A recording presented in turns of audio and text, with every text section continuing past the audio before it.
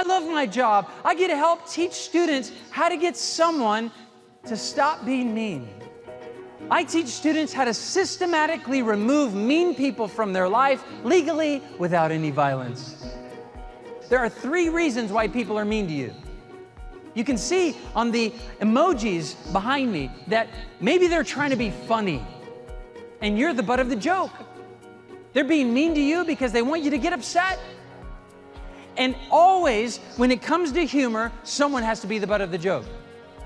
And when you're the butt of the joke, maybe you're not liking that.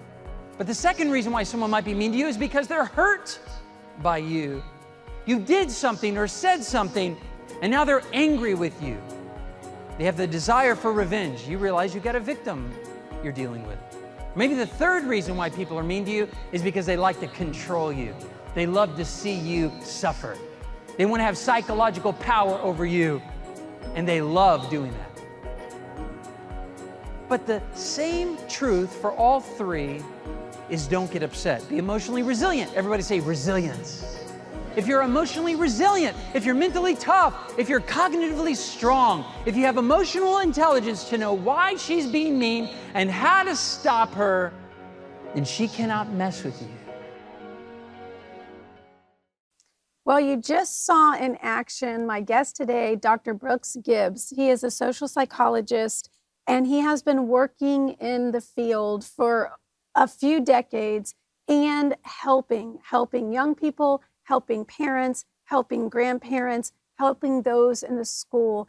And he has some really wonderful, profound thoughts that could be very opposite to what you think they should be. So stay tuned as we talk, and thank you for being here. I so appreciate you coming I'm so today. excited. I really enjoyed watching you on Vision Week and hearing about your story and your stepdad and seeing the roll-ins and then watching various things that you have produced preparing for this show. I love the journey that you've gone on and the way that you educate and help the next generation and those of us raising them. Yeah, thank you. I believe I have a dual calling. One is to communicate God's word to the church. That's where my Bible teaching and my devotionals come in. And the other one is to teach God's wisdom to the world. And that's where my psychology comes in, and I get to travel and speak to schools and groups all over the country. I'm in a new city every week. I speak every Thursday, basically, somewhere in the country. And just the privilege of having this dual role. And I think they go together. You know, Solomon said, "He who wins souls is wise." Yeah. And that's writing the psyche. You know, that's Old Testament stuff. That's like getting your thinking straight. Yeah. And you have to stabilize in order to evangelize. And a lot of people they don't know truth if it smacked them in the face. Yeah. And so for them to help orientate themselves to what's right, what's wrong, am I thinking distorted, in distortions, or am I thinking clearly? So I enjoy stabilizing and then bringing the gospel and evangelizing. Well, God has given you a very special platform.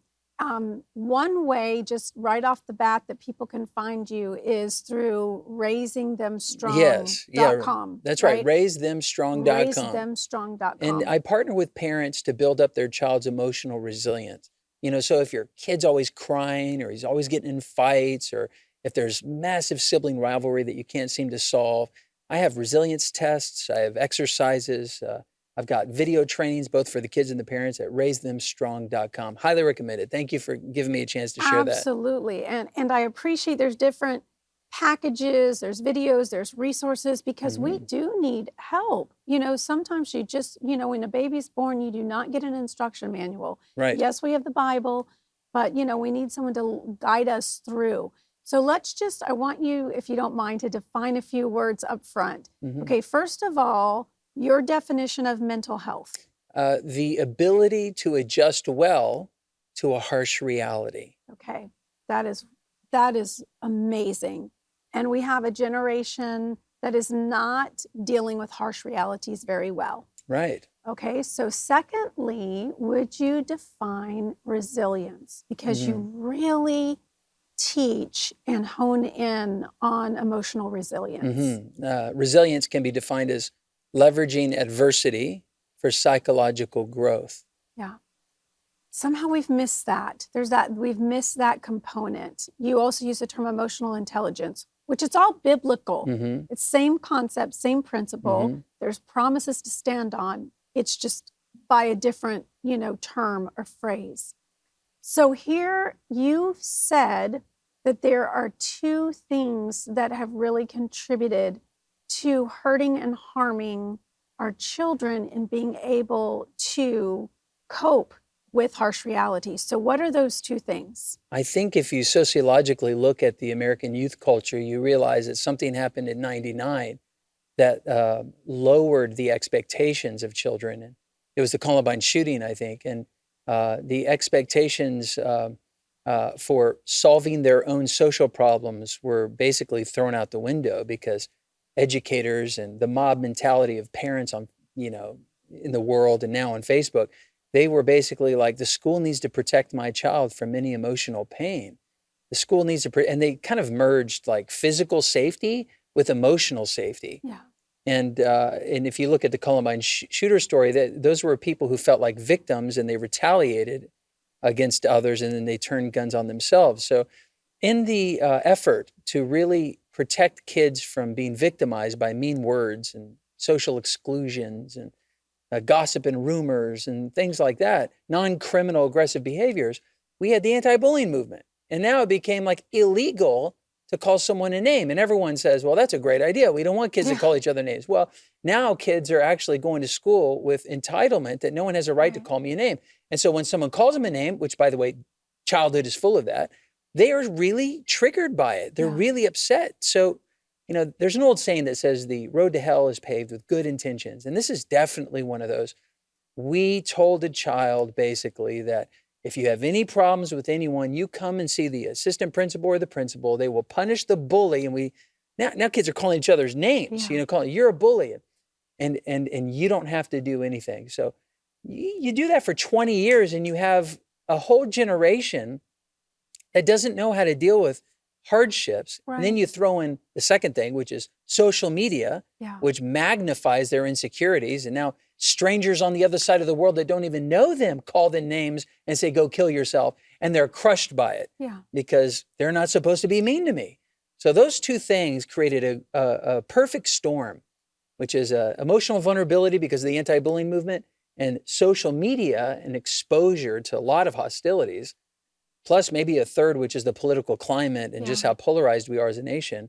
Now suicide is the #1 cause of death among young people between the ages of 14 to 18. And it's That's tragic. Heartbreaking. Yeah. It's heartbreaking. And it should not be.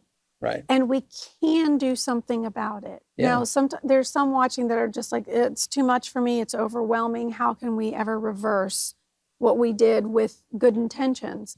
But that's where your curriculum comes in. It's where your videos come in, your teaching comes in, your speaking engagements come in, and your soon program that's coming in the near future is going to come in.